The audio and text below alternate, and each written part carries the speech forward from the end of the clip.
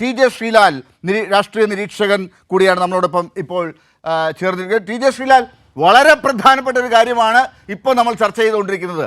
SDPIയുടെ വിജയാഘോഷത്തെ ഇനിയിപ്പോൾ ഈ നാട് ചർച്ച ചെയ്യണ്ടേ? മാധ്യമങ്ങൾ ഈ ചോദ്യങ്ങൾ VD സതീശനോട് ചോദിക്കുന്നുണ്ടെങ്കിൽ ആ മറുപടി കൃത്യമായി അവിടെ നിന്ന് വരുന്നുണ്ടോ? ഈ കാര്യങ്ങൾ എങ്ങനെയാണ് നമ്മുടെ പ്രേക്ഷകർ അല്ലെങ്കിൽ ജനങ്ങൾ വിലയിരുത്തേണ്ടത്? നോക്കൂ, മാധ്യമങ്ങൾ വലിയൊരു ശതമാനം ഇപ്പോൾ അത്തരം ചോദ്യങ്ങൾ ചോദിക്കുന്നില്ല എന്നുള്ള പരാതി എനിക്കുമുണ്ട്. അത് ഞാൻ പലപ്പോഴും പറഞ്ഞിട്ടുള്ളതുമാണ്. ഇപ്പോൾ നമ്മളിപ്പോൾ മാധ്യമപ്രവർത്തകനായിരുന്നതുകൊണ്ട് തന്നെ നമുക്കത് പെട്ടെന്ന് മനസ്സിലാകുന്നുമുണ്ട്. അതുകൊണ്ടാണ് ഞാനിത് പറയുന്നത്. മാധ്യമങ്ങൾ, വളരെ പ്രധാനപ്പെട്ട മാധ്യമങ്ങൾ ഇത്തരം പല ചോദ്യങ്ങളും ചോദിക്കാതെ വിട്ടുപോകുന്നു, അല്ലെങ്കിൽ മനഃപൂർവ്വമായി ചോദിക്കാതിരിക്കുന്നു എന്നൊരു ആക്ഷേപം പൊതുവിലുണ്ട്. അതിൽ ചില സത്യവുമുണ്ട്. പക്ഷേ ഇവിടെ SDPIയെക്കുറിച്ചുള്ള ചോദ്യങ്ങൾ പല ഘട്ടത്തിലും ഉണ്ടായിട്ടുണ്ട്. അതിനുള്ള മറുപടി അത് ചോദിക്കുന്ന ആളെ തിരഞ്ഞുപിടിച്ച് ഇന്ന ചാനലിലാണോ അല്ലെങ്കിൽ ഇന്ന സ്ഥാപനത്തിൽ നിന്നാണോ, എന്നാൽ നിങ്ങളത് ചോദിക്കും എന്നുള്ള ചില പരിഹാസ മറുപടികളല്ലാതെ ഇത്തരത്തിൽ ഇലക്ഷൻ സമയത്തായാലും ഉറച്ച ഒരു പ്രഖ്യാപനമോ ഉറച്ചൊരു തീരുമാനമോ ഒരു കാലത്തും വരാറില്ല. അത് സ്വാഭാവികമാണ്.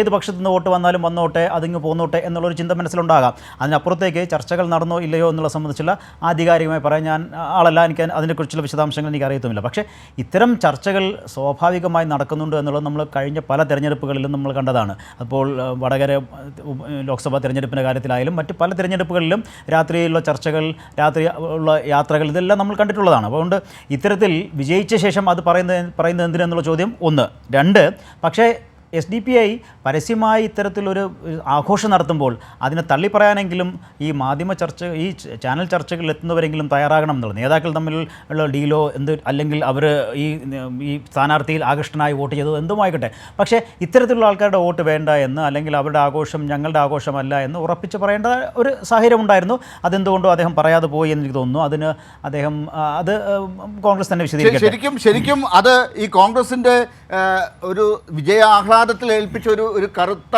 ഒരു അവസ്ഥ കൂടിയല്ലേ? അല്ലെങ്കിൽ അവർക്ക് സത്യത്തിൽ ഈ കാര്യത്തിൽ സന്തോഷിക്കാൻ SDPIയുടെ ഈ സന്തോഷം കൂടി കാണുമ്പോൾ അവർക്ക് ഉണ്ടാകേണ്ട ഒരു ആഘോഷം പോലും നിറം കെടുത്തുകയല്ലേ ഈ ഒരു അവസ്ഥയിൽ?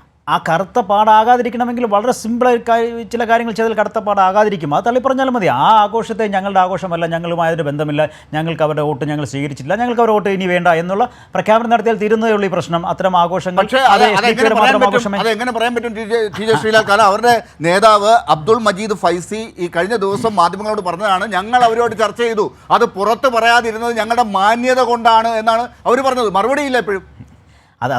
അതുകൊണ്ടാണ് ഞാൻ പറഞ്ഞത്, ഇത്തരത്തിലൊരു പ്രഖ്യാപനം നടത്തിയാൽ തീരുന്ന പ്രശ്നമുള്ളൂ. പക്ഷേ അത്തരം പ്രഖ്യാപനം നടത്താനുള്ള ചില സാങ്കേതിക സാഹചര്യ പ്രശ്നങ്ങൾ നിലനിൽക്കുന്നു എന്നുള്ളതാണ് നമ്മളിപ്പോൾ ഈ പല പ്രതികരണത്തിൽ നിന്ന് മനസ്സിലാക്കുന്നത്. പക്ഷേ SDPIയുടെ വോട്ട് മാത്രമല്ല, ഇവിടെ BJPയുടെ വോട്ട് കൃത്യമായി ഇത്തവണ കോൺഗ്രസിന് ലഭിച്ചിട്ടുണ്ട് എന്നുള്ളത് വ്യക്തമാണ്. അത് പക്ഷേ ഇത്തവണ ഒരു ഡീലിൻ്റെ ഭാഗമായി ആരോപിക്കപ്പെടുന്നില്ല എന്നുള്ളത് മാത്രമാണ് അതിനുള്ള ഒരു യാഥാർത്ഥ്യം. കാരണം സന്ദീപ് വാര്യർ BJP വിട്ട് കോൺഗ്രസിലേക്ക് വന്നതോടെ അതിനൊരു പരസ്യമായ ഒരു തലമുണ്ടായി എന്ന് മാത്രം. സന്ദീപ് പോയാൽ ഒന്നും സംഭവിക്കില്ല എന്ന് BJP അവകാശപ്പെട്ടിരുന്നുവെങ്കിലും സന്ദീപിൻ്റെ കോൺഗ്രസിലേക്കുള്ള കൂടുമാറ്റം അവിടെ വലിയ തോതിൽ പ്രത്യേകിച്ച് പാലക്കാട് മുനിസിപ്പാലിറ്റിയിൽ വലിയ തോതിൽ BJPയിൽ നിന്ന് കോൺഗ്രസിലേക്ക് വോട്ടൊഴുകാൻ വഴിവെച്ചിട്ടുണ്ട്. അത് വ്യക്തമാണ്. കാരണം കഴിഞ്ഞ തിരഞ്ഞെടുപ്പിൽ ഏതാണ്ട് മുനിസിപ്പാലിറ്റി എണ്ണി തീരുമ്പോൾ 9,000 വോട്ടിൻ്റെ ഭൂരിപക്ഷമായിരുന്നു BJPക്ക് ഉണ്ടായിരുന്നത്. അത് ഇത്തവണ മുനിസിപ്പാലിറ്റി എണ്ണി കഴിയുമ്പോൾ 4,000 വോട്ടിൻ്റെ ഭൂരിപക്ഷമായി കോൺഗ്രസ്സിന്, രാഹുൽ മാൻകൂട്ടത്തിന് 4,000 വോട്ടിൻ്റെ ഭൂരിപക്ഷമായി എത്തുകയായിരുന്നു. അതിൻ്റെ അർത്ഥം എന്താണ്? അതായത് ഈ 9,000 വോട്ട് മറികടന്ന് ഒരു 3,000 വോട്ട് കൂടി ഇപ്പുറത്തേക്ക് വന്നിരിക്കുന്നു എന്നുള്ളതാണ്. അപ്പോൾ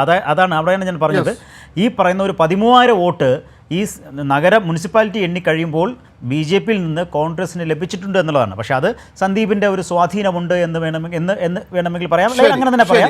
ആ ഒരു ന്യായീകരണം ഉണ്ടാകും.